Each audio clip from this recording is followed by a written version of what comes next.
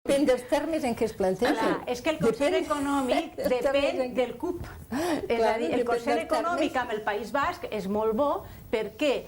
Perquè ells retornen menys del que es dona. Vull dir, el problema és aquest. Ara, el problema no és la solució. Bueno, no, per la resta d'Espanya però és que ara no sé si problema. parla de pacte fiscal i no de concert econòmic, i a mi m'agradaria saber exactament què és. Perquè, esclar, primer parlaven de concert econòmic, però ara està parlant de pacte fiscal. Per tant, no és concert econòmic. És diferent, però en la línia d'un concert econòmic. En la línia sí, però això de la línia és segurament per... Però això són maneres de dir-ho. Per complir amb el programa electoral. L'important és que va cap allà i que torne cap aquí. Ho pots dir concert econòmic, ho pots dir pacte fiscal. Jo el que crec és que l'important és que hi hagi una solidaritat, i es parla molt del concert econòmic del País Basc, i jo crec que és que el concert econòmic al País Basc és dolent per la resta. És dolent perquè el que no pot ser és que tothom tingui una balança fiscal que li sigui favorable. Vull dir, el pastís és el que hi ha. Jo, avui per avui... Sí, però el pastís està ben repartit, perquè si et quedes tu només amb la xocolata ja no hi està. Avui per avui...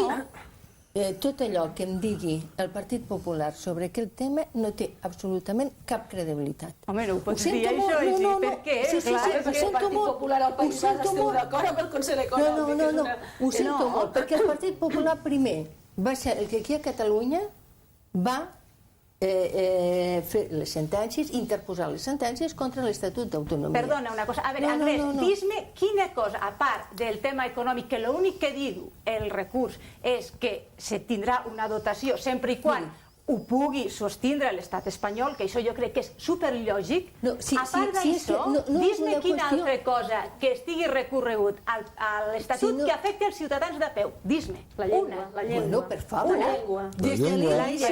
La llengua no.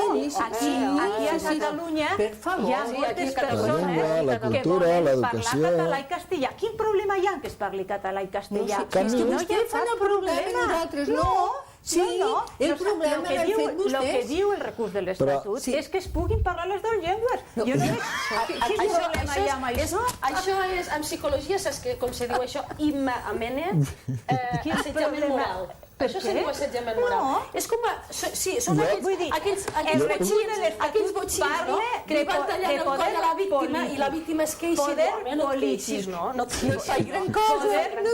Bueno, aquest tema és que tothom està contra mi, però... perquè tenim postures enfrontades, però no podem enganyar el ciutadà dient que la retallada de l'Estatut li afecta, perquè és una retallada de poder. Una retallada de poder. Per què? Perquè el tema de la llengua... Tu estàs d'acord que Catalunya pagui més del que rep? Bueno, jo en aquest moment no sé quines són les balances fiscals. No, doncs estan publicades.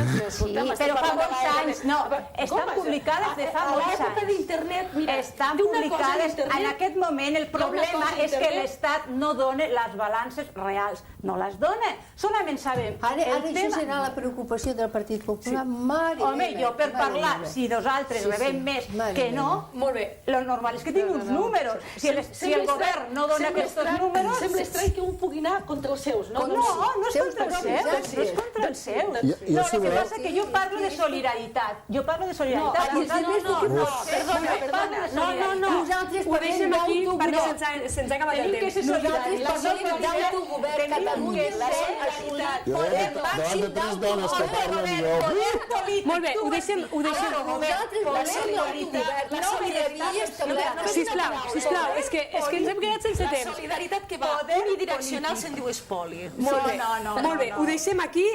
Aquí no hi hauria acord per estabilitzar d'alguna manera aquestes finances de la Generalitat. Quin camí s'hauria de seguir? Espero que el rei ho hagi entès millor que la Imma. Molt bé, Marta Alòs, Agnès Pardell, Francesc Pla, Imma Manso, moltíssimes gràcies per haver-nos acompanyat. No sé si han entès la darrera part del programa, perquè com que parlàvem tots alhora és una mica més complicat. Moltíssimes gràcies per acompanyar-nos i ens retrobem demà.